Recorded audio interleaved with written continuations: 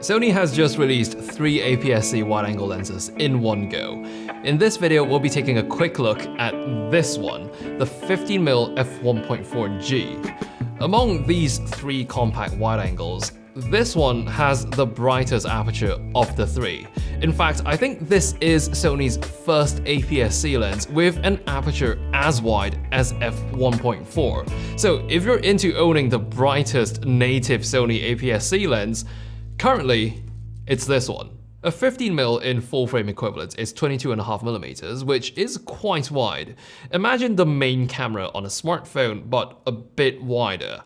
However, because of that f1.4 maximum aperture, you can still get a bit of that softened background for close to medium-range subjects, despite this being a wide-angle lens. Just in case you're trying to squeeze the maximum amount of bokeh out of this lens, you can get as close as 17 centimeters to your subject in manual focus mode that's measured from the center plane, and the resulting shot would almost always be one with a dreamy, blurred-out background. Now, among the 3 wide-angle lenses released this round, this 15 is the least wide of them all. But if you were to use this for handheld vlogging and you like to say film yourself, I would say this is just wide enough for you to do that with. With this 15mm, you do get the full Sony G-Lens treatment. It's dust and moisture resistant, you get a dedicated iris ring that can be declicked, there's a physical AF/MF switch, and you get one assignable focus hold button.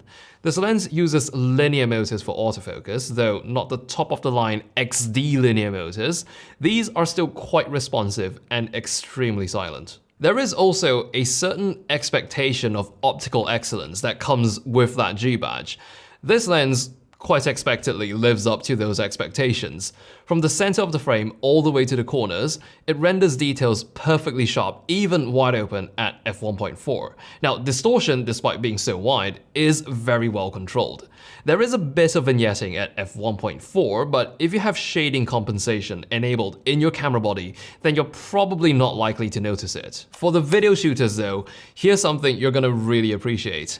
This lens has practically next to no focus breathing. You can do a massive focus rack from close focus all the way to the far background, and the edges of your frame just stay where they are. Even stopping it all the way down to f16, you can see, or rather not see, just how little the frame shifts. This 15G is a very fun and very versatile lens. So fun and versatile, in fact, I was tempted on a few occasions to bring this out with me as a walk-around prime, kind of almost treating it as a standard. But I always get reminded of how wide a 15mm is. It's an interesting focal length, really. I find it's treading that line between being just wide and being extremely wide. But then again, it's a large aperture wide-angle prime lens that's about the same weight as the phone in my pocket. So if you ever find yourself needing an APS-C G lens that's light, bright, and wide, this 15-1.4G fits that description very well. Worth mentioning though are the other 2 lenses that were announced alongside this lens being even smaller and lighter. They are very much worth having a look at, and their videos should quite conveniently pop up on the screen here, so maybe I'll see you again over in one of these videos.